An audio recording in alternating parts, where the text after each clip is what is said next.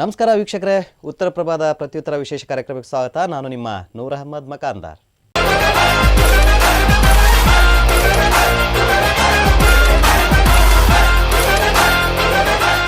ವೀಕ್ಷಕರೇ, ಈಗಾಗಲೇ ರಾಜ್ಯದಲ್ಲಿ ಗ್ರಾಮ ಪಂಚಾಯಿತಿ ಚುನಾವಣೆಯ ಕಾವು ಒಂದೆಡೆ ಆದರೆ ಮತ್ತೊಂದೆಡೆ ಕನ್ನಡ ಸಾಹಿತ್ಯ ಪರಿಷತ್ತಿಗೆ ಇನ್ನೇನು ಚುನಾವಣೆಗೆ ಕ್ಷಣಗಣನೆ ಕೂಡ ಆರಂಭ ಆಗಿದೆ ಅಂತಲೇ ಕೂಡ ಹೇಳ್ಬೋದು. ಯಾಕಂದ್ರೆ ಮಾರ್ಚ್ 2ನೇ ತಾರೀಕಿಗೆ ಈಗಿರುವಂತಹ ಪದಾಧಿಕಾರಿಗಳ ಒಂದು ಅವಧಿ ಪೂರ್ಣಗೊಳ್ಳಲಿದೆ.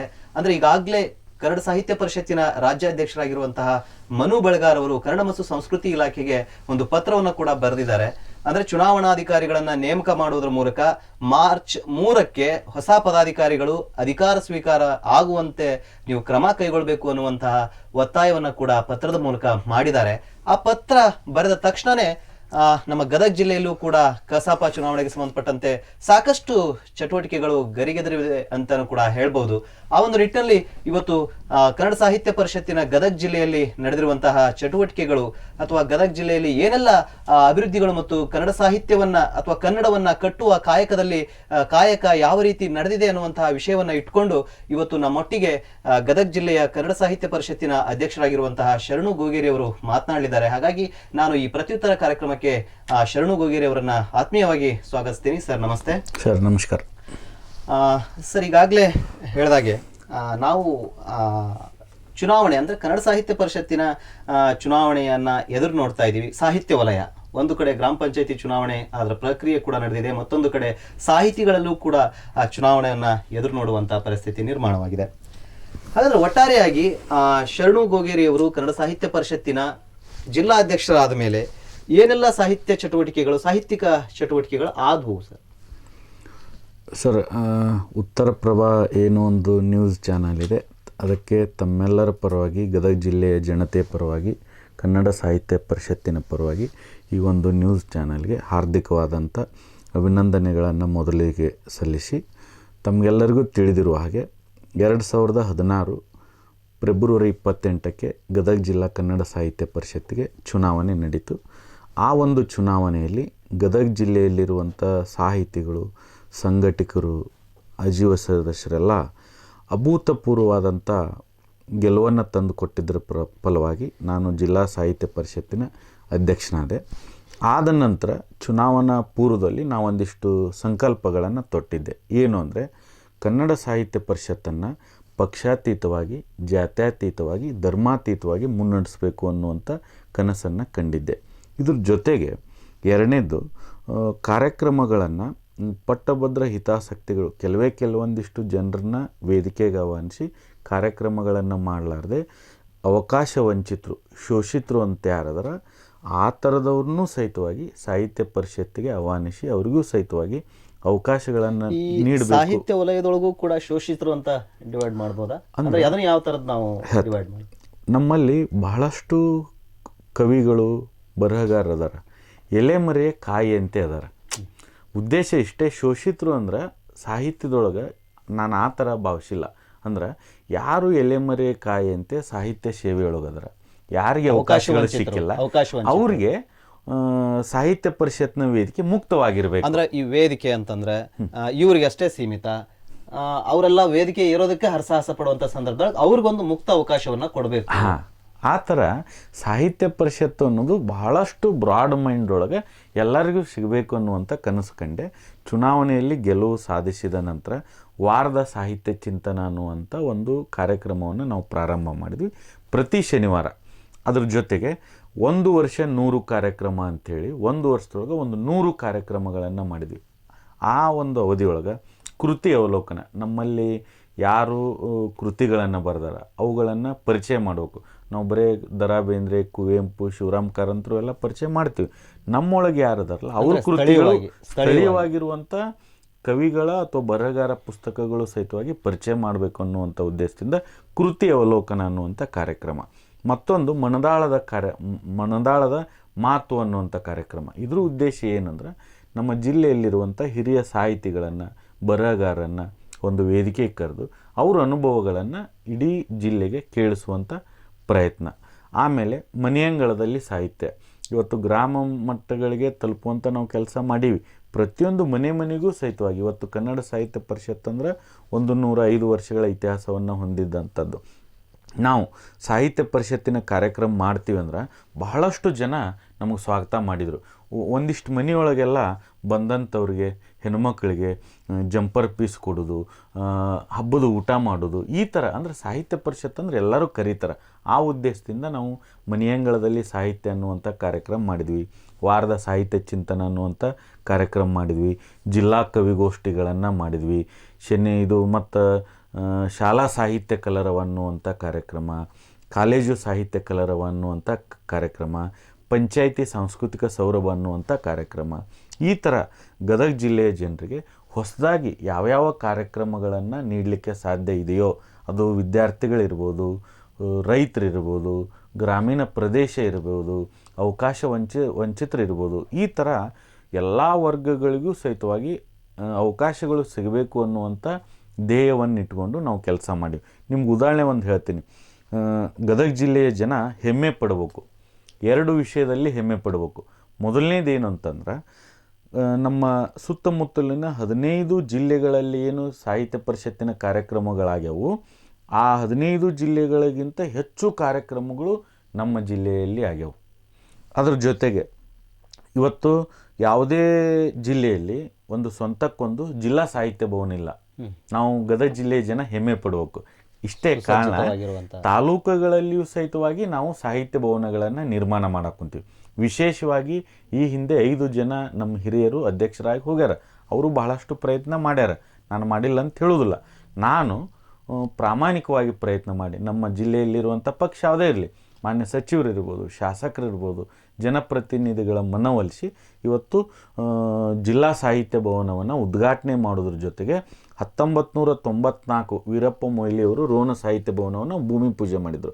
ಅದನ್ನು ಸಿಟಿ ಸರ್ವೇದೊಳಗೆ ಜಾಗ ಹುಡುಕಿ 50 ಲಕ್ಷ ರೂಪಾಯಿ ಗ್ರ್ಯಾಂಟ್ ತಂದು ಬನಾರಸ್ ವಿಶ್ವವಿದ್ಯಾಲಯದೊಳಗೆ ಮದನ್ ಮೋಹನ್ ಮಾಳವೀಯ ಸಭಾಭವನ ಏನೈತಲ್ಲ, ಅದಕ್ಕೆ ಚೆನ್ನಾಗಿ ನಾವು ರೋಣದೊಳಗೆ ಸಾಹಿತ್ಯ ಭವನ ದಶಕಗಳ ಒಂದು ಏನು ನೆನಗುದಿಗೆ ಬಿದ್ದಂಥ ಕಾರ್ಯಕ್ಕೆ ನೀವು ಮತ್ತೆ ಅದನ್ನು ಚಾಲನೆ ಕೊಟ್ಟಿರಿ. ಪತ್ರಿಕೆಯವರು ಬರೀತಿದ್ರು, 26 ವರ್ಷಗಳಿಂದ ಬರ್ಕೊಂತ ಬಂದಿದ್ರು. ಮುಳ್ಳು ಕೊಂಪೆಗಳ ಆಗರವಾಗಿರುವ ಸಾಹಿತ್ಯ ಭವನ ನಿವೇಶನ ಇವತ್ತೆಲ್ಲರ ಸಹಕಾರದಿಂದ ಅದು ಉದ್ಘಾಟನೆ ಮಾಡೀನಿ. ಲಕ್ಷ್ಮೇಶ್ವರದೊಳಗೂ ಲಿಂಟಲ್ ಲೆವೆಲ್ ಬಂದೈತಿ. ಮುಂಡ್ರಿಗೊಳಗೂ ಮನೆ ಭೂಮಿ ಪೂಜೆ ಮಾಡೀವಿ. ಮತ್ತು ನರಗುಂದೊಳಗೂ ಸಹಿತವಾಗಿ ಪ್ಲಿಂತ್ ಲೆವೆಲ್ ಇದೆ. ಅಂದರೆ 2 ಅತಿ ಹೆಚ್ಚು ಕಾರ್ಯಕ್ರಮಗಳು ನನ್ನ ಅವಧಿಯೊಳಗಾಗ್ಯವು ಮತ್ತು ಹೆಚ್ಚು ಸಾಹಿತ್ಯ ಭವನಗಳು ನನ್ನ ಅವಧಿಯೊಳಗೆ ನಿರ್ಮಾಣ ಆಗ್ಯಾಕುಂತವು. ಮತ್ತು ಅದ್ರ ಜೊತೆಗೆ ನಾವು ತಾಲೂಕಾ ಸಮ್ಮೇಳನಗಳನ್ನು ಆಯೋಜನೆ ಮಾಡೀವಿ, ಜಿಲ್ಲಾ ಸಾಹಿತ್ಯ ಸಮ್ಮೇಳನಗಳನ್ನು ಆಯೋಜನೆ ಮಾಡೀವಿ. ಪರಮ ಪೂಜ್ಯ ಡಾಕ್ಟರ್ ತೋಂಟದ ಸಿದ್ಧಲಿಂಗ ಮಹಾಸ್ವಾಮಿಗಳು ಶಿವಾನುಭವದಾಗ ನನಗೆ ಸನ್ಮಾನ ಮಾಡಕ್ಕೆ ಕರೆದಿದ್ದರು. ನನ್ನ ಕನಸುಗಳನ್ನು ಪೂಜ್ಯರ ಒಂದು ಸನ್ನಿಧಿಯೊಳಗೆ ನಾನು ಹೇಳಿದೆ. ಪೂಜ್ಯರು ನನಗೊಂದು ಮಾತು ಹೇಳಿದರು, ಶರಣು ಗೋಗೇರಿಯವರು ಈ ಸಭಾದೊಳಗೆ ಏನು ಮಾತಾಡ್ಯಾರಲ್ಲ ಅದರ 10% ಕೆಲಸ ಮಾಡಿಬಿಟ್ರೆ ಇಡೀ ರಾಜ್ಯದೊಳಗೆ ಒಬ್ಬ ಮಾದರಿ ಅಧ್ಯಕ್ಷ ಆಗಿ ನಮ್ಮ ಮುಂದೆ ಅವ್ರು ಕಾಣ್ತಾರ ಅನ್ನುವಂಥ ಮಾತನ್ನು ಹೇಳಿದರು. ನಾನೇನು ಮಾತಾಡಿದ್ದೆ ಅದಕ್ಕೆ 90ಕ್ಕಿಂತ ಹೆಚ್ಚು ನುಡಿದಂತೆ ನಡೆಯುವಂಥ ಕೆಲಸ ಮಾಡೀನಿ. ಇದೆಲ್ಲದಕ್ಕೂ ಕಾರಣ ಏನಂದ್ರೆ, ಮಾಧ್ಯಮಗಳಾದಂಥ ತಾವು, ನಮ್ಮ ಜಿಲ್ಲೆಯಲ್ಲಿರುವಂಥ ಹಿರಿಯ ಸಾಹಿತಿಗಳು, ಜನಪ್ರತಿನಿಧಿಗಳು ತಾವೆಲ್ಲ ಸಹಕಾರ ಮಾಡಿದ್ರೆ ಪ್ರತಿಫಲವಾಗಿ ನನ್ನ ಅವಧಿಯಲ್ಲಿ ಗದಗ ಜಿಲ್ಲೆಗೆ ಇತಿಹಾಸದಲ್ಲಿ ದಾಖಲಾಗುವಂಥ ಕಾರ್ಯಕ್ರಮಗಳು ಜೊತೆಗೆ ಸಾಹಿತ್ಯ ಭವನಗಳು ನಿರ್ಮಾಣ ಆಗಲಿಕ್ಕೆ ಸಾಧ್ಯ ಆಯಿತು ಅನ್ನುವಂಥದ್ದು ನನ್ನ. ಈಗ ಏನಂದ್ರೆ ಸರ, ಉದ್ಯಾನವನದೊಳಗೆ ಉದಯರಾಗ ಹಾಡಿ ಮನೆಯಂಗಳಕ್ಕೂ ನಿಮ್ಮ ಸಾಹಿತ್ಯ ಪಯಣ ಬಂತು. ಹೌದು. ಅದಾದ್ಮೇಲೆ ವಾರದ ಚಿಂತನೆಯ ಜೊತೆಗೆ ಶಾಲಾ ಕಾಲೇಜಿನೊಳಗೂ ಕೂಡ ಸಾಹಿತ್ಯ ಕಲರವ ಆರಂಭ ಆಯಿತು. ಹೌದು. ಒಂದು ಸಂಘಟನೆಯಲ್ಲಿ ರಾಜ್ಯ ಮಟ್ಟದ ಸಂಘಟನೆ ಇದ್ದಾಗ ನೀವು ಜಿಲ್ಲಾ ಮಟ್ಟದ ಸಂಘಟನೆಯವರು ಅಥವಾ ತಾಲೂಕು ಒಂದು ಲಿಂಕ್ ಇರುತ್ತೆ, ಅಥವಾ ಇವೆಲ್ಲ ಯೋಜನೆಗಳು ರಾಜ್ಯ ಮಟ್ಟದಿಂದ ತಯಾರಾಗಿದ್ದ ಅಥವಾ ಇಲ್ಲಿ ಶರಣು ಗೋಗೇರಿಯವರ ಕಲ್ಪನೆ ಮತ್ತು ಕನಸ? ಇದು ರಾಜ್ಯ ಮಟ್ಟದಲ್ಲಿ ಇರುವಂಥ ಕಾರ್ಯಕ್ರಮಗಳು ಕೆಲವು ಅದನ್ನು ಹೇಳ್ಬಿಡ್ತೀನಿ. ಜಿಲ್ಲಾ ಸಾಹಿತ್ಯ ಭವನ, ಇದು ಜಿಲ್ಲಾ ಸಾಹಿತ್ಯ ಸಮ್ಮೇಳನ, ತಾಲೂಕಾ ಸಾಹಿತ್ಯ ಸಮ್ಮೇಳನ, ದತ್ತಿ ಉಪನ್ಯಾಸ, ಇವು ಮಾತ್ರ ರಾಜ್ಯದಿಂದ ಜಿಲ್ಲೆಗೆ ಬರುವಂಥ ಸೂಚನೆಗಳು. ನಾನೇನು ಇನ್ನು ಇಷ್ಟೊತ್ತಿನವರೆಗೂ ತಮ್ಮ ಜೊತೆ ಹಂಚಿಕೊಂಡೆ.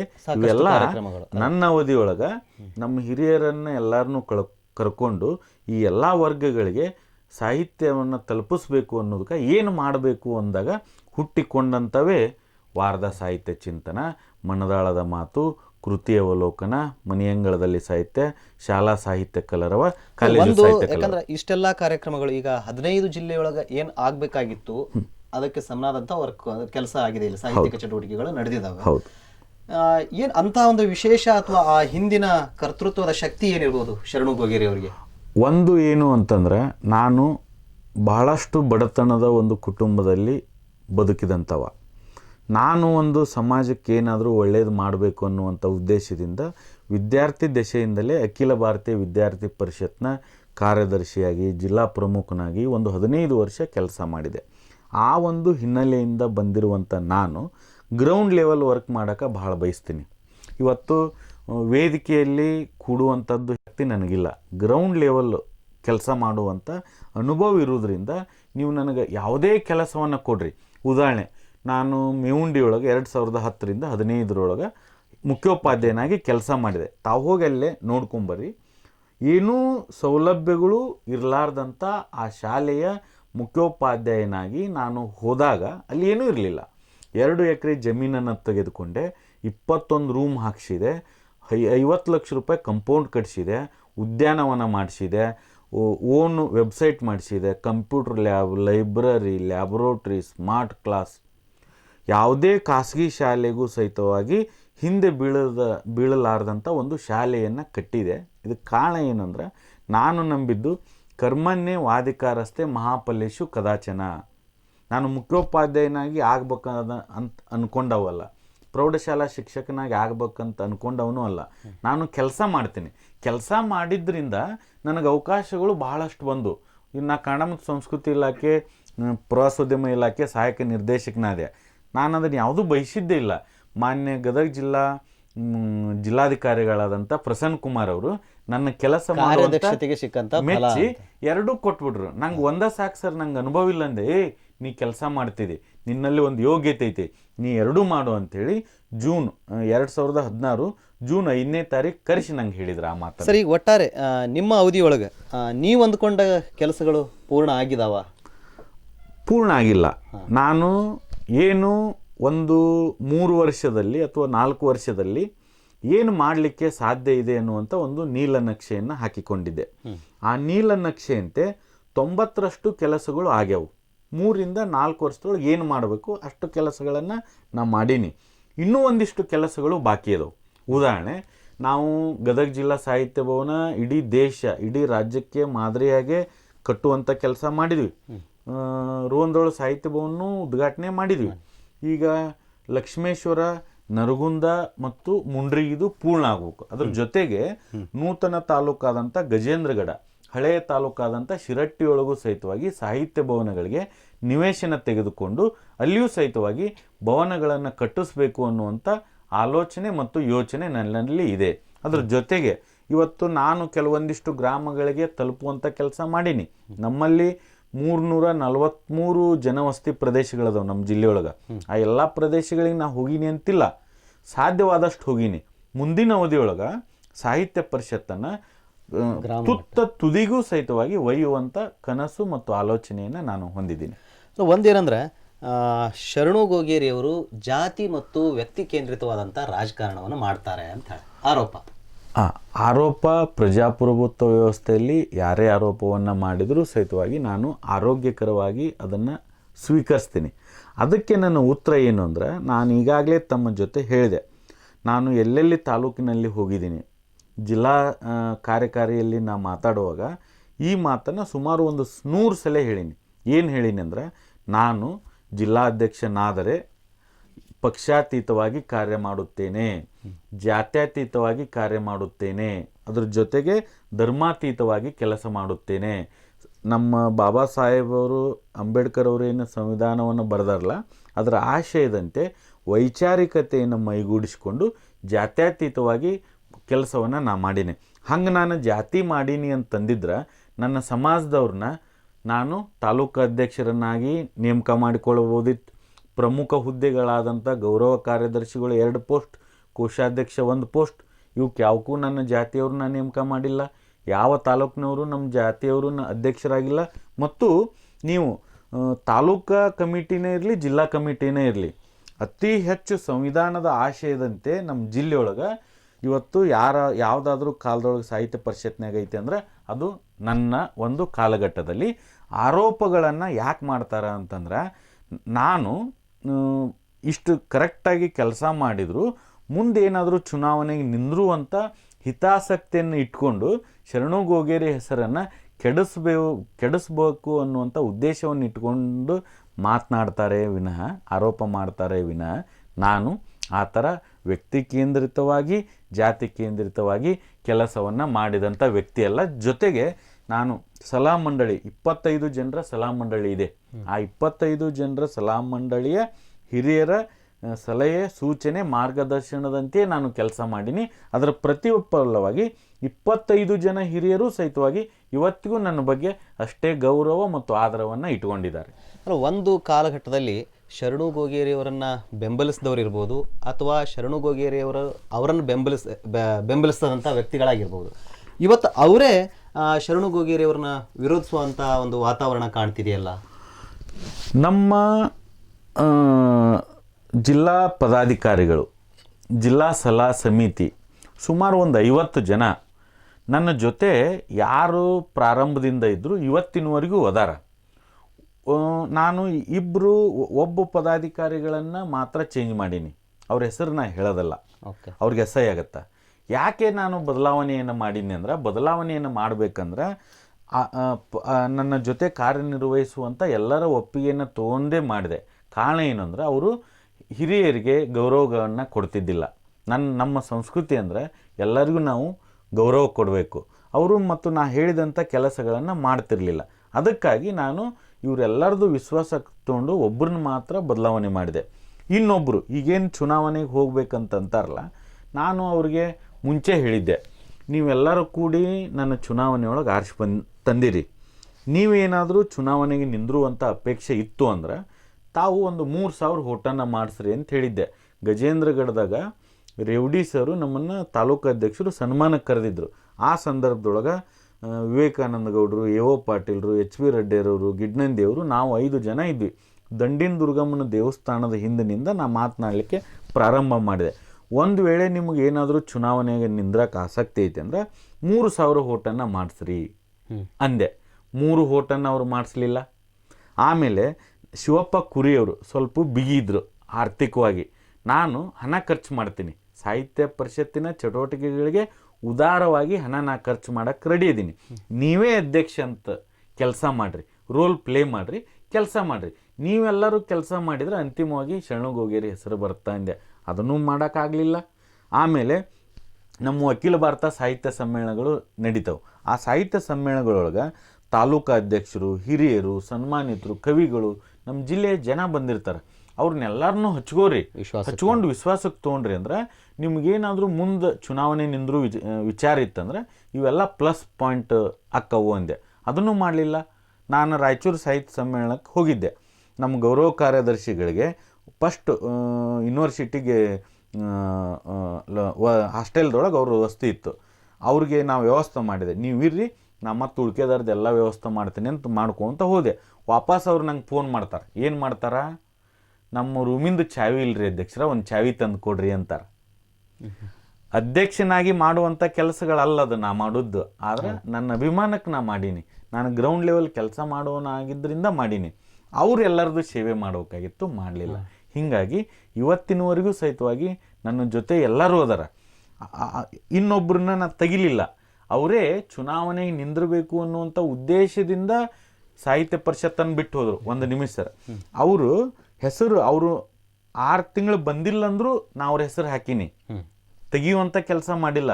ಅಂತಿಮವಾಗಿ ತಳಗೇರಿ ಸರು, ಎ.ಓ. ಪಾಟೀಲ್ರು, ವಿಭೂತಿಯವರು, ಕೊಪ್ಪರ ಸರು, ಕಮ್ಮಾರವರು, ನಮ್ಮೆಲ್ಲ ಹಿರಿಯರು ಬರೋದಿಲ್ಲ ಅಂದ್ರೆ ಯಾಕೆ ಅವ್ರ ಹೆಸರು ಹಾಕ್ತೀರಿ? ಯಾರು ಕೆಲಸ ಮಾಡ್ತಾರಲ್ಲ, ಯಾರು ಕೆಲಸ ಮಾಡಕ್ಕೆ ಕುಂತಾರಲ್ಲ ಅವ್ರದ್ದು ಹಾಕ್ರಿ ಅನ್ನುವಂಥ ಮಾತನ್ನು ಹೇಳಿದರು. ಇವತ್ತು ಏನು ಚುನಾವಣೆಕ್ಕಿಂತ ಮುಂಚೆ ಯಾರಿದ್ರು, ಚುನಾವಣೆ ಸಂದರ್ಭದೊಳಗೆ ಯಾರಿದ್ರು, ಸಾಹಿತ್ಯ ಪರಿಷತ್ತಿನ ಸಂಘಟನೆ ಒಳಗೆ ಯಾರಿದ್ರು, ಯಾರೂ ಸಹಿತವಾಗಿ ನನ್ನನ್ನು ಬಿಟ್ಟು ಹೋಗುವಂಥ ಕೆಲಸ ಮಾಡಿಲ್ಲ. ನನ್ನ ವಿರೋಧಿಸಿದವರು ಸಹಿತವಾಗಿ ನನ್ನ ಪರವಾಗಿ ಬಂದು ಕೆಲಸ ಮಾಡೋಕ್ಕೆ ಸಿದ್ಧರದರ ಅನ್ನುವಂಥ ಮಾತನ್ನು ಈ ವೇದಿಕೆ ಮೂಲಕ ಹೇಳಲಿಕ್ಕೆ ಬಯಸ್ತಾ ಇದ್ದೇನೆ. ಅಂದ್ರೆ ಒಂದು ಸಂದರ್ಭದಲ್ಲಿ ಶಿವಪ್ಪ ಕುರಿಯವರು ಅಧ್ಯಕ್ಷರಾಗಿ 2ನೇ ಅವಧಿಗೆ ಅವರು ಸ್ಪರ್ಧಿಸುವಂತ ಸಂದರ್ಭದಲ್ಲಿ ಶರಣು ಗೋಗೇರಿ ಅವರು ವಿರೋಧ ವ್ಯಕ್ತಪಡಿಸ್ತಾರೆ 2ನೇ ಅವಧಿಗೆ ಯಾಕೆ ಅಂತ ಹೇಳಿ. ಹಾಗಾಗಿ ಅವಾಗ ಅವರು ಚುನಾವಣೆಗೆ ನಿಂತ್ಕೋತಾರೆ ಅವ್ರ ವಿರುದ್ಧವಾಗಿ. ಹೌದು. ಹಾಗಾದ್ರೆ ಶರಣು ಗೋಗೇರಿ ಅವರು 2ನೇ ಅವಧಿಗೆ ಇಲೆಕ್ಷನ್ ನಿಲ್ಬಹುದಾ, ಕಸಾಪ ಚುನಾವಣೆ ಸ್ಪರ್ಧಿಸಬಹುದಾ? ಹೌದು, ಇದು ಬಹಳಷ್ಟು ಒಳ್ಳೆಯ ಪ್ರಶ್ನೆ. ಶಿವಪ್ಪ ಕುರಿಯವರ ಒಂದು ಸಂದರ್ಭದಲ್ಲಿ ಆ ಮಾತನ್ನು ನಮ್ಮ ಜೊತೆ ಇರುವಂಥ ಎಲ್ಲ ಹಿರಿಯರು ಹೇಳಿದರು. ಕಾರಣ ಏನು ಅಂದ್ರೆ, ಅವಕಾಶಗಳನ್ನು ಬಳಸಿಕೊಂಡು ಒಳ್ಳೆಯ ಕೆಲಸಗಳನ್ನು ಮಾಡಬೇಕು ಅನ್ನುವಂಥ ಉದ್ದೇಶದಿಂದ ಆ ಮಾತನ್ನು ಹೇಳಿದರು. ನಾನು ಇವತ್ತಿನವರೆಗೂ ಸಹಿತವಾಗಿ ಎಲ್ಲಿಯೂ ಸಹಿತವಾಗಿ ಚುನಾವಣೆಗೆ ನಿಂದಿರ್ತೀನಿ ಎನ್ನುವಂಥ ಮಾತನ್ನು ಹೇಳಿಲ್ಲ. ಇವತ್ತು 13ನೇ ತಾರೀಕು ಪಂಚಾಚಾರ್ಯ ಮಾಂಗಲ್ಯ ಮಂದಿರದೊಳಗೆ 10:30 ಒಂದು ಸಭೆಯನ್ನು ಕರೆದೀನಿ. ನಮ್ಮ ಗದಗದಿಂದ 150ರಿಂದ 200 ಜನರಿಗೆ ನಾನೇ ಸ್ವತಃ ಫೋನ್ ಮಾಡ್ತೀನಿ. ಎಲ್ಲ ತಾಲೂಕಿನೊಳಗಿಂದ 25 ಜನರಿಗೆ ನಾನೇ ಫೋನ್ ಮಾಡ್ತೀನಿ. ಪತ್ರಿಕೆಯೊಳಗೂ ಈ ವಿಷಯವನ್ನು ಕೊಡ್ತೀನಿ. ಇವತ್ತು ಗದಗ ಜಿಲ್ಲೆಯಲ್ಲಿ ನಾನೇನು ಕೆಲಸ ಮಾಡೀನಲ್ಲ, ನನ್ನನ್ನು ಮೀರಿಸುವ ಹಾಗೆ ಕೆಲಸ ಮಾಡುವಂಥವರು ಸಾಹಿತ್ಯ ಪರಿಷತ್ತಿನ ಅಧ್ಯಕ್ಷರಾಗಬೇಕು ಅನ್ನುವಂಥದ್ದು ನನ್ನ ಒಂದು ಅಪೇಕ್ಷೆ. ನಾನು ಚುನಾವಣೆಗೆ ನಿಂದಿರಬೇಕು 2ನೇ ಅವಧಿಗೆ ಅಂಥೇಳಿ ನಂದೇನೂ ಅಭಿಪ್ರಾಯ ಇಲ್ಲ. 13ನೇ ತಾರೀಕಿಗೆ 250ರಿಂದ 300 ಜನ ಸಾಹಿತ್ಯ ಪರಿಷತ್ನ ಹಿರಿಯರು, ವಿವಿಧ ಸಂಘಟನೆಗಳ ಪದಾಧಿಕಾರಿಗಳು ಮತ್ತು ಸಂಘಟಕರ ಒಂದು ಸಭೆಯನ್ನು ಕರೆದೀನಿ. ಆ ಸಭೆಯಲ್ಲಿ ಏನು ಅಭಿಪ್ರಾಯ ವ್ಯಕ್ತವಾಗುತ್ತೋ ಆ ಅಭಿಪ್ರಾಯದಂತೆ ನಾನು ಕೆಲಸ ಮಾಡ್ತೀನಿ ವಿನಃ ನಾನಾಗೆ 2ನೇ ಬಾರಿ ಚುನಾವಣೆಗೆ ನಿಂದಿರ್ತೀನಿ ಅನ್ನುವಂಥ ಮಾತನ್ನು ಎಲ್ಲೂ ಹೇಳಿಯೇ ಇಲ್ಲ. ಓಕೆ ವೀಕ್ಷಕರೇ, ಈಗ ವಿಶೇಷ ಕಾರ್ಯಕ್ರಮ ಪ್ರತ್ಯುತ್ತರ ಅನ್ನುವಂಥ ವಿಶೇಷ ಕಾರ್ಯಕ್ರಮದಲ್ಲಿ ಚಿಕ್ಕದೊಂದು ಬ್ರೇಕ್ ತಗೊಳ್ಳೋಣ. ಬ್ರೇಕ್ ನಂತರ ಮತ್ತೆ ವಿಶೇಷ ಕಾರ್ಯಕ್ರಮ ಮುಂದುವರಿಯಲಿದೆ.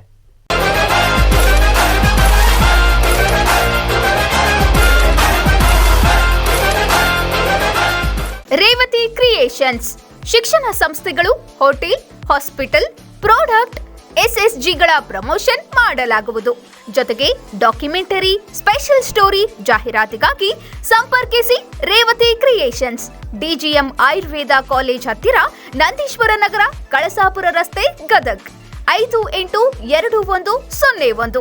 Mobile number 9019224429.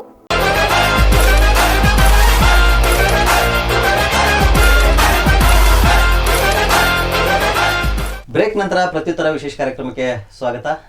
ವೀಕ್ಷಕರೇ, ಈಗಾಗಲೇ ಕನ್ನಡ ಸಾಹಿತ್ಯ ಪರಿಷತ್ತಿನ ಚಟುವಟಿಕೆಗಳನ್ನು ಇಟ್ಕೊಂಡು ಪ್ರತ್ಯುತ್ತರ ವಿಶೇಷ ಕಾರ್ಯಕ್ರಮದಲ್ಲಿ ಸಾಕಷ್ಟು ಮಾತುಕತೆ ಕೂಡ ನಡೆದಿದೆ. ಗದಗ ಜಿಲ್ಲೆಯ ಕಸಾಪ ಅಧ್ಯಕ್ಷರಾಗಿರುವಂಥ ಶರಣು ಗೋಗೇರಿ ಅವರು ನಮ್ಮೊಟ್ಟಿಗೆ ಸಾಕಷ್ಟು ವಿಚಾರಗಳನ್ನು ಕೂಡ ಹಂಚ್ಕೊತಾ ಇದ್ದಾರೆ. ಸರ್, ಈಗ ಏನಂದರೆ, ಒಂದು ಕಡೆ ಇತ್ತೀಚಿನ ಬೆಳವಣಿಗೆಯನ್ನು ನೋಡಿದಾಗ ಒಂದು ಕಡೆ ಸಮಾನ ಆಸಕ್ತ ವಲಯ ಅಂತ ಒಂದು ಸಭೆ ಆಗುತ್ತೆ. ಅಲ್ಲಿ ಕೂಡ ಸಾಹಿತಿಗಳಿರ್ತಾರೆ. ಅಲ್ಲಿ ವಿವೇಕಾನಂದ ಗೌಡ್ ಪಾಟೀಲ್ ಅವರನ್ನ ಸಮಾನ ಆಸಕ್ತ ವಲಯದಿಂದ ಮುಂದಿನ ಕಸಾಪ ಚುನಾವಣಾ ಅಭ್ಯರ್ಥಿ ಅಂತ ಘೋಷಣೆ ಮಾಡ್ತಾರೆ. ಇದ್ರ ಬಗ್ಗೆ ನಿಮ್ಮ ಅಭಿಪ್ರಾಯ? ಸಮಾನ ನಮ್ಮ ಜಿಲ್ಲೆಯಲ್ಲಿರುವಂಥ ಒಂದು 15-20 ಜನ ಸಮಾನ ಮನಸ್ಕರು ಅನ್ನುವಂಥ ಒಂದು ಟೈಟಲ್ನಲ್ಲಿ ತಲೆಬರದಲ್ಲಿ ಸಭೆಯನ್ನು ಮಾಡಿರುವುದು ನನ್ನ ಗಮನಕ್ಕೆ ಇದೆ. ಅಲ್ಲಿ ವಿವೇಕಾನಂದ ಗೌಡರನ್ನು ಮುಂದಿನ ಚುನಾವಣೆಗೆ ಸಾಹಿತ್ಯ ಪರಿಷತ್ತಿನ ಅಧ್ಯಕ್ಷ ಅಭ್ಯರ್ಥಿ ಅನ್ನೋದನ್ನು ಮಾಡಿರುವುದು ನನ್ನ ಗಮನಕ್ಕೆ ಇದೆ.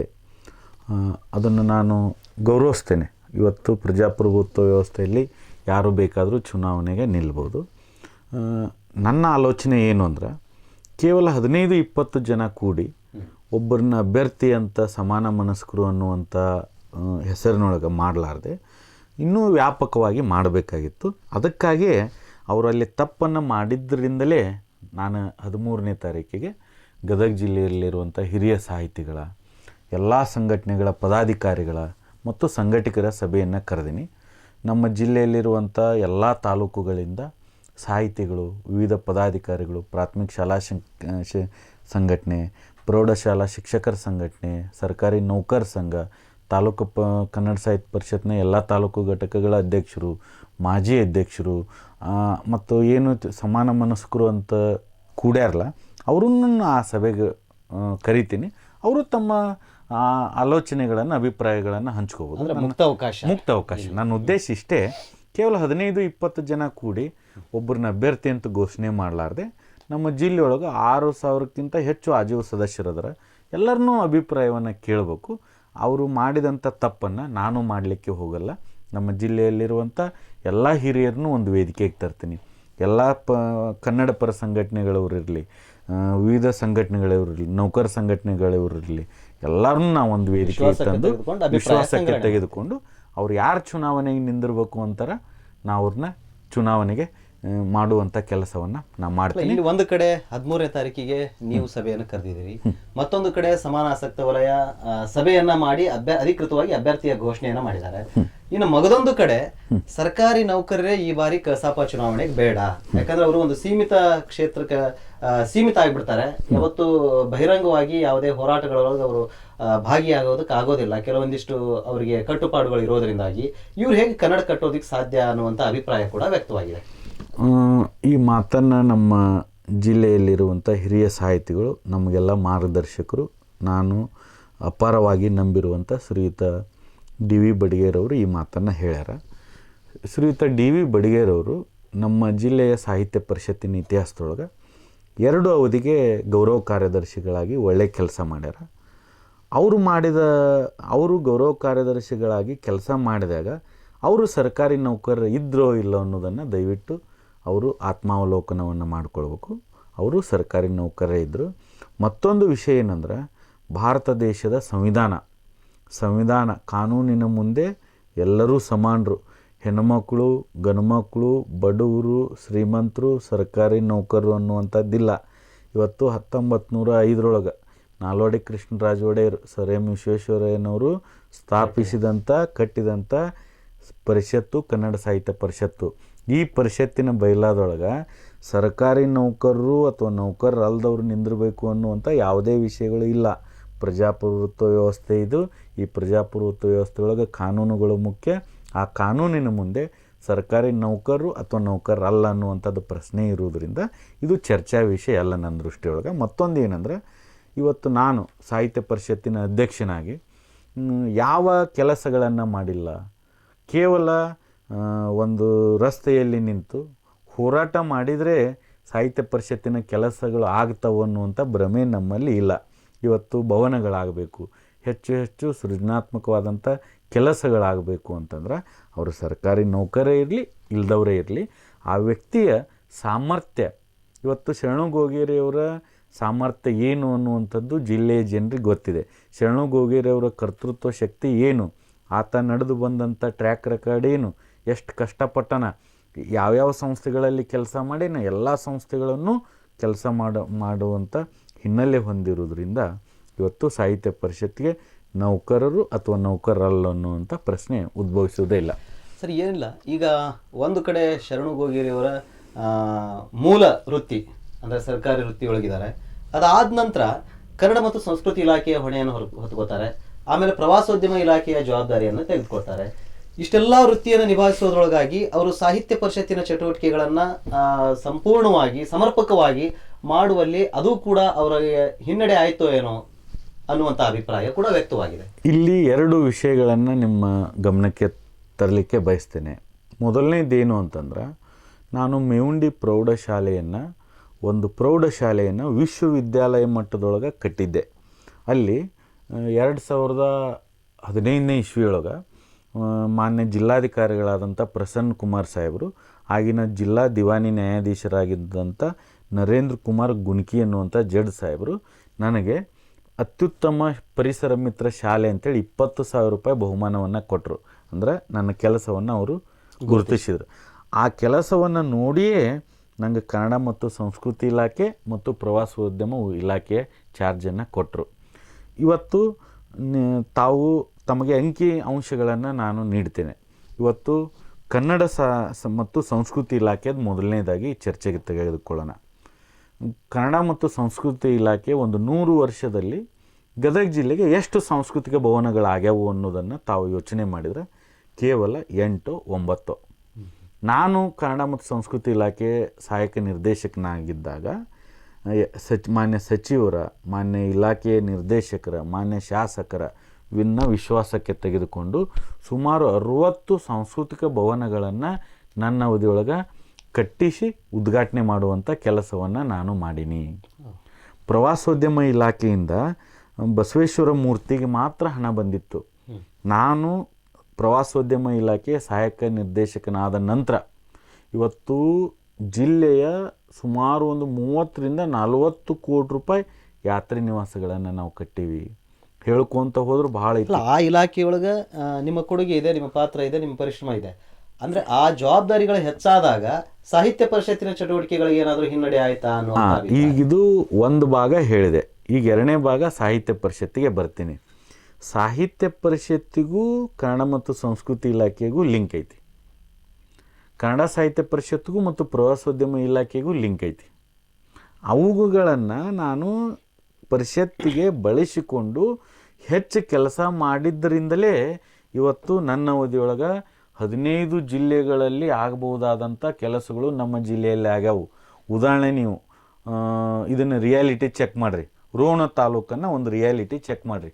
ನಮ್ಮ ರೋಣ ತಾಲೂಕಿನ ಅಧ್ಯಕ್ಷರಾಗಿರುವಂಥ A ರೇವಡಿಯವರು ಕಳೆದ 200 ವಾರಗಳಿಂದ ಪ್ರತಿ ವಾರ ಕಾರ್ಯಕ್ರಮ ಮಾಡ್ಕೊಂತ ಬಂದಾರ. ಸಾಹಿತ್ಯ ಭವನ ಕಟ್ಟಿಸಿದ್ರು ರೋಣದಾಗ, ಅಲ್ಲೇ ಸುಮಾರು 80 ವಾರಗಳಿಂದ ಪ್ರತಿ ವಾರ ಕಾರ್ಯಕ್ರಮ ಮಾಡ್ಕೊಂಡು ಬಂದಾರ. ಕಳೆದ 3 ವರ್ಷದಿಂದ ನರೇಗಲ್ಲೊಳಗೆ ಪ್ರತಿ ತಿಂಗಳ ಒಂದು ಕಾರ್ಯಕ್ರಮ ಮಾಡ್ಕೊಂಡು ಬಂದಾರ. ಹೊಳ್ಯಾಲೂರಾಗೂ ಪ್ರತಿ ವಾರ ಕಾರ್ಯಕ್ರಮ ಮಾಡ್ತಾರೆ. ಅಂದ್ರೆ ನಾನು ಪ್ರವಾಸೋದ್ಯಮ ಇಲಾಖೆ ಕನ್ನಡ ಮತ್ತು ಸಂಸ್ಕೃತಿ ಇಲಾಖೆಯ ಸಹಾಯಕ ನಿರ್ದೇಶಕನಾಗಿದ್ದಾಗ ಕನ್ನಡ ಸಾಹಿತ್ಯ ಪರಿಷತ್ತನ್ನು ನಿರ್ಲಕ್ಷ್ಯ ಮಾಡಿಲ್ಲ. ಮತ್ತಷ್ಟು ಹೆಚ್ಚು ಕೆಲಸವನ್ನು ಮಾಡಲಿಕ್ಕೆ ಕನ್ನಡ ಮತ್ತು ಸಂಸ್ಕೃತಿ ಇಲಾಖೆ ಮತ್ತು ಪ್ರವಾಸೋದ್ಯಮ ಇಲಾಖೆ ನನಗೆ ಸಹಾಯಕವಾಗಿತ್ತು ಅನ್ನೋದನ್ನು ಹೇಳಲಿಕ್ಕೆ ಬಯಸ್ತಾ ಇದ್ದೇನೆ. ಸರಿ, ನಿಮ್ಮ ಅವಧಿಯಲ್ಲಿ ಅಂದ್ರೆ ಈ ಹಿಂದಿನ ಅವಧಿಗೆ ಹೋಲಿಸ್ಕೊಂಡಾಗ ನಿಮ್ಮ ಅವಧಿಯಲ್ಲಿ ಸದಸ್ಯತ್ವ ಮತ್ತು ದತ್ತಿ ಸಂಗ್ರಹದ ನಮ್ಮ ಜಿಲ್ಲೆಯಲ್ಲಿ ಮುಂಚೆ 58 ದತ್ತಿಗಳು ಮಾತ್ರ ಇದ್ದು. ನನ್ನ ಅವಧಿಯೊಳಗೆ 12 ದತ್ತಿಗಳನ್ನು, ಮುಂಚೆ ಹಣ 10,000 15,000 ಅಷ್ಟೇ ಇತ್ತು. ಈಗ 25,000 ಮಾಡಿದ್ದಾರೆ. ಸುಮಾರು 15 ದತ್ತಿಗಳನ್ನು ಹೊಸದಾಗಿ ಮಾಡುವಂಥ ಹೆಚ್ಚುವರಿಯಾಗಿ ಹೊಸದಾಗಿ ಮಾಡುವಂಥ ಕೆಲಸ ಮಾಡೀನಿ. ಅದ್ರ ಜೊತೆಗೆ ನಮ್ಮ ಜಿಲ್ಲೆಯಾಗ ಒಟ್ಟ ರಾಜ್ಯದೊಳಗೆ ಏನು 30 ಜಿಲ್ಲೆಗಳದಾವು, ಅತಿ ಸ್ವಲ್ಪ ಕಡಿಮೆ ಇರುವಂಥ ಜಿಲ್ಲೆಗಳೊಳಗೆ ಗದಗ ಜಿಲ್ಲೆನೇ ಇತ್ತು. ನಾನು ಅಧ್ಯಕ್ಷನಾದ ನಂತರ 3,000 ಹೊಸ ಆಜೀವ ಸದಸ್ಯರನ್ನು ಮಾಡುವಂಥ ಕೆಲಸ ಮಾಡೀನಿ. ಇದ್ರ ಉದ್ದೇಶ ಇಷ್ಟೇ, ಚುನಾವಣೆಗೆ ಯಾರಾದರೂ ನಿಂದಿರಲಿ, ಅದು ಪ್ರಶ್ನೆ ಬೇರೆ. ನಮ್ಮ ಜಿಲ್ಲೆಯಲ್ಲಿ ಕನ್ನಡ ಸಾಹಿತ್ಯ ಪರಿಷತ್ತಿನ ಆಜೀವ ಸದಸ್ಯರ ಸಂಖ್ಯೆ ಜಾಸ್ತಿ ಇರಬೇಕು ಅನ್ನುವಂಥ ಉದ್ದೇಶದಿಂದ ನಾನು ನಮ್ಮೆಲ್ಲ ತಾಲೂಕುಗಳ ಅಧ್ಯಕ್ಷರನ್ನು ವಿಶ್ವಾಸಕ್ಕೆ ತೆಗೆದುಕೊಂಡು ಸುಮಾರು 3,000 ಹೆಚ್ಚು ಹೊಸ ಸದಸ್ಯರನ್ನು ಸೇರ್ಪಡೆ ಮಾಡುವಂಥ ಕೆಲಸವನ್ನು ಮಾಡೀನಿ. ಆ ಎಲ್ಲ ಹೊಸ ಆಜೀವ ಸದಸ್ಯರು ಬರುವಂಥ ಮುಂದೆ ನಡೆಯುವಂಥ ಚುನಾವಣೆಗಳಲ್ಲಿ ಮತದಾರರಾಗಿ ಆಗ್ತಾರೆ ಅನ್ನುವಂಥ ಮಾತನ್ನು ಹೇಳಿಕೆ ಬಯಸ್ತಾ ಇದ್ದೇನೆ. ಒಂದು ಜಿಲ್ಲೆಯೊಳಗೆ ಸಾಹಿತ್ಯ ವಲಯದೊಳಗೆ ಒಂದು ವಾತಾವರಣ ಇತ್ತೀಚೆಗೆ ಕೇಳಿ ಬರ್ತಾ ಇದೆ. ಏನು ಅಂತಂದ್ರೆ ಕೆಲವೊಂದಿಷ್ಟು ಸಾಹಿತಿಗಳಿಗೆ ಅನಾಮಧೇಯ ಪತ್ರಗಳು ಬರ್ತಿವೆ. ಏನಿದು ಅನಾಮಧೇಯ ಪತ್ರ? ಯಾವ ಉದ್ದೇಶ ಅಥವಾ ಏನು ವಿಷಯ ಇಟ್ಕೊಂಡು ಅದು ಪತ್ರ? ನನಗೂ ಸಹಿತವಾಗಿ ಅನಾಮಧೇಯ ಪತ್ರ ಬಂದಿದೆ. ಇವತ್ತು ಯಾರೋ ಒಬ್ಬರು ಪ್ರಜ್ಞಾವಂತರು ಆ ಪತ್ರವನ್ನು ಬರೆದಾರ ಅಂತ ಇಟ್ಕೊಳ್ಳೋಣ. ಸಾಹಿತ್ಯ ಪರಿಷತ್ತಿನ ಬಗ್ಗೆ ಕಾಳಜಿ ಇಟ್ಕೊಂಡ್ರಂತ ನಾವು ಭಾವಿಸೋಣ. ಆದರೆ ಆ ಪತ್ರದಲ್ಲಿ ವ್ಯಕ್ತಿಗಳ ಚಾರಿತ್ರ್ಯವನ್ನು ಹರಣ ಮಾಡುವಂಥ ಶಬ್ದಗಳದವು. ದಯವಿಟ್ಟು ಯಾರು ಪತ್ರಗಳನ್ನು ಬರೆದಾರಲ್ಲ ಅವರು ತಮ್ಮನ್ನು ತಾವು ಆತ್ಮಾವಲೋಕನ ಮಾಡಿಕೊಳ್ಬೇಕು. ತಾವು ಹೇಗೆ ಇದ್ದಾರೆ ಅಂಥೇಳಿ.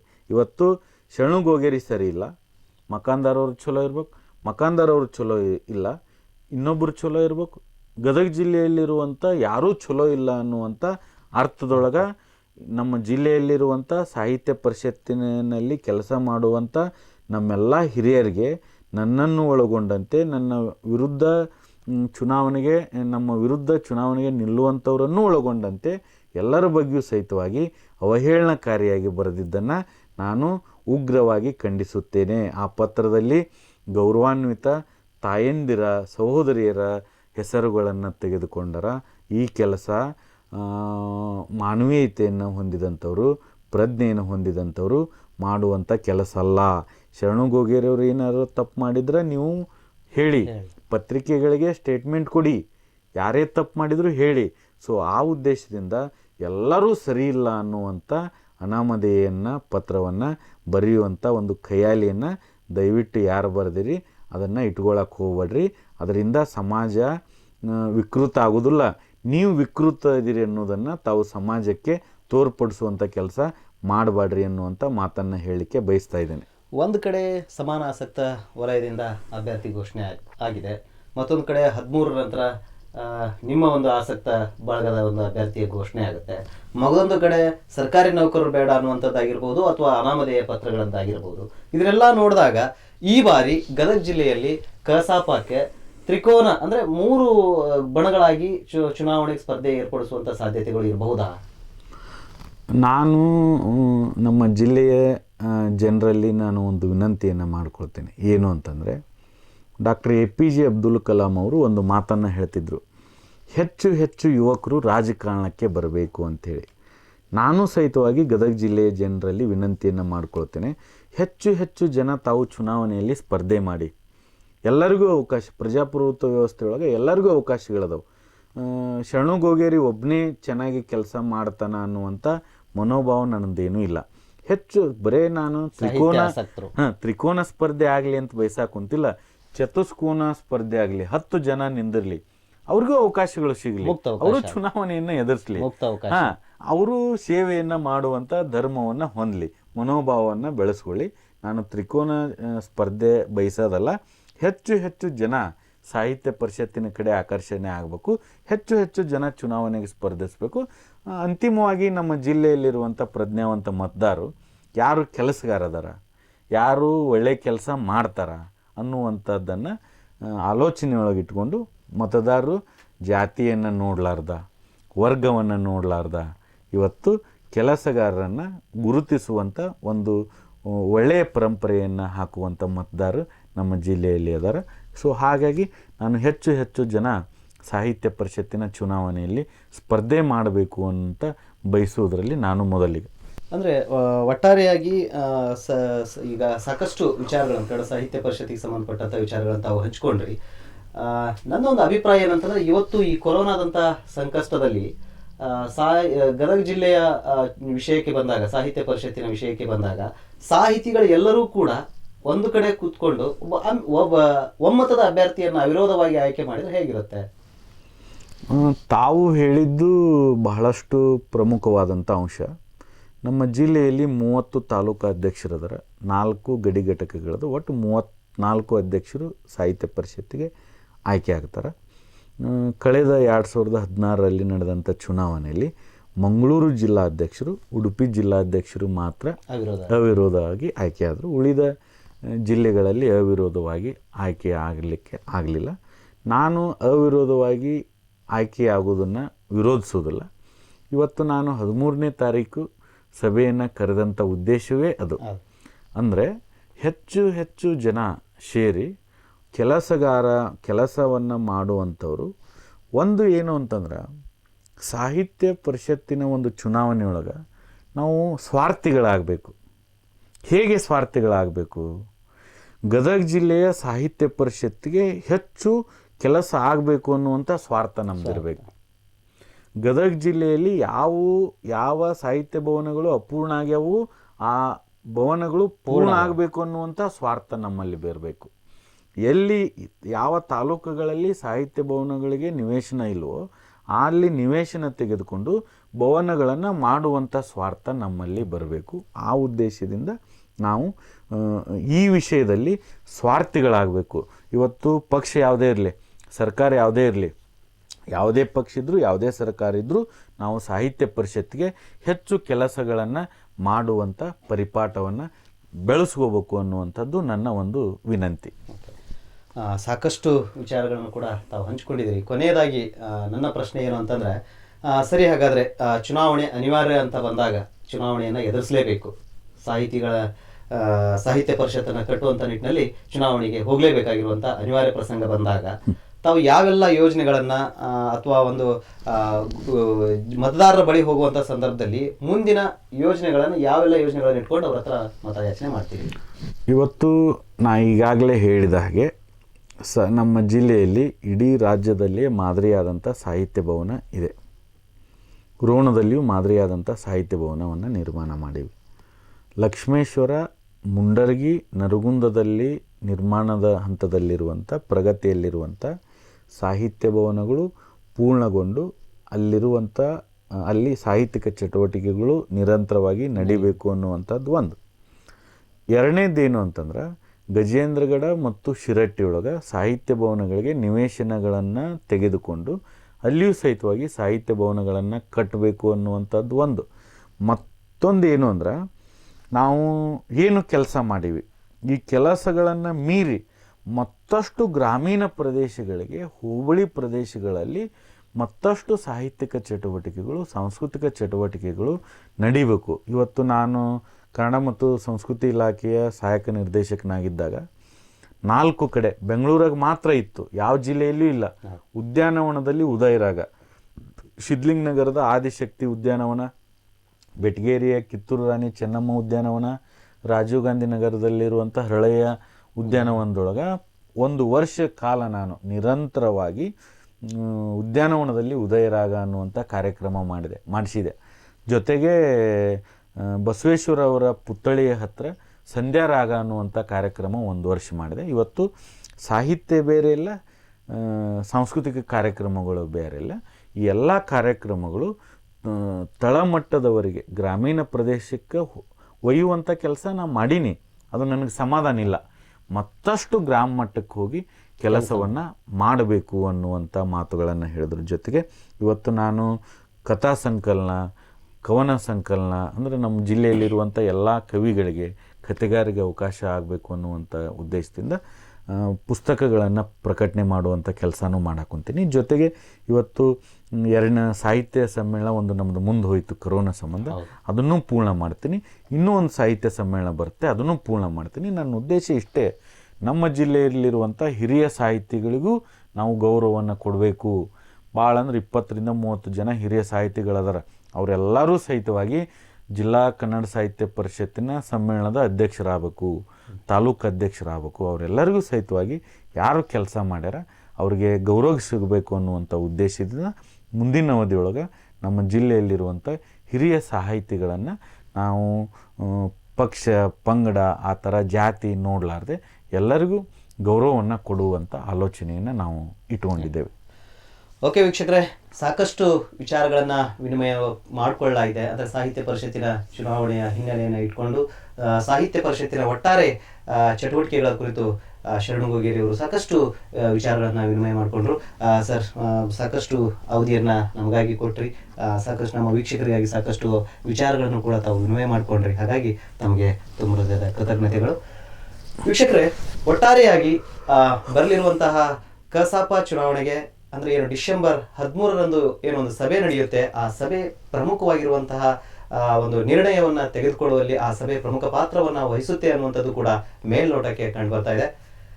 ಇಂಥ 10 ಹಲವು ವಿಷಯಗಳೊಂದಿಗೆ ಉತ್ತರಪ್ರಭ ಮತ್ತೆ ಪ್ರತ್ಯುತ್ತರದಲ್ಲಿ ನಿಮಗೆ ಸಾಕಷ್ಟು ವಿಚಾರಗಳನ್ನ ತಿಳಿಸಿಕೊಳ್ಳಿದೆ. ಅಲ್ಲಿವರೆಗೂ ಬಾಯ್. ಉತ್ತರಪ್ರಭ, ಇದು ಪ್ರತಿಮನದ ಪೈರು.